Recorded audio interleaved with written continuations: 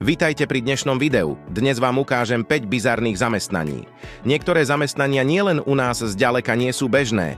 Mnohé vyznievajú naozaj zvláštne, javia sa ako zbytočné, ale napriek tomu ich kto si platí a ďalší vykonáva. Urobte si pohodlie a ideme na to. 5. miesto. Lovec golfových loptičiek. Máte kladný vzťah k vode vyjadrený aj potapačskou praxou, túžite po práci v malebných scenériách a chcete prospievať životnému prostrediu? V jazierkách a žaburinách lemujúcich golfové ihriská je popri občasných aligátoroch potopených dosť loptičiek na to, aby ste si ich výlovom mohli zarobiť aj $100,000 ročne, čo je v prepočte vyše 93 000 eur. Ceny v bazároch sa pohybujú v rozpätí od 7 do 12 centov za kus. Jeden z majstrov odboru sa pritom pochválil osobným rekordom 15 800 za jediný deň. Štandardom je však cca 4 000 loptičiek počas šichty. 4. miesto dojíč hadov kravy, kozy, ovce, slabota ide o hady. Samozrejme, v serpentáriách nejde o mlieko, ale o odoberanie jedu najmä na farmaceutické účely, výrobu protilátok aplikovaných po uhryznutí, ale aj produkciu rôznych liekov nasadzovaných pri poruchách krvného obehu či onkologických diagnózach.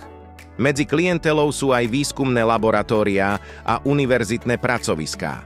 Plat okolo $2500 mesačne.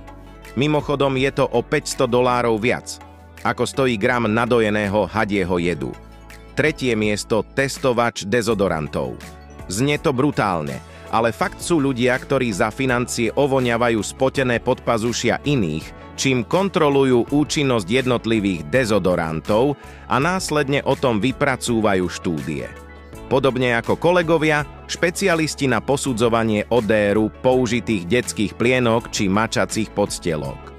Mimoriadne zaslúžené peniaze, a to v rozpätí 17 000 až 46 000 eur ročne podľa stupňa seniority. 2. miesto kontrolór prezidentových jedál.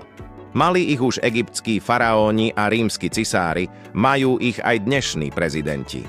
Taký George Bush počas pobytu v Londýne mal dokonca hneď 2. Bývalí agenti FBI boli určení na kontrolu jedál, a možno sa chlácholili tým, že ich životnosť pravdepodobne bude vyššia, ako bola v ére pyramíd či antiky, prípadne pri štartéroch aut mafiánskych bosov. 1. miesto ochutnávač psieho žrádla. Priznajte sa, aj vy ste si ostýchavo priznali, že psie žrádlo vlastne vonia lákavo a vôbec nevyzerá zle? Síce by ste ho asi neokúsili, ale ak by vám za to zaplatili? Potom sa môžete uchádzať o pozíciu testovača potravy pre najlepších priateľov človeka. Budete posudzovať vizuálnu i chuťovú stránku predložených vzoriek, no aj ich konzistenciu či čas potrebný na rozžúvanie. Ďakujeme za sledovanie videa, ak sa vám video páčilo, budeme radi, ak nás podporíte odberom alebo lajkom. Dovidenia.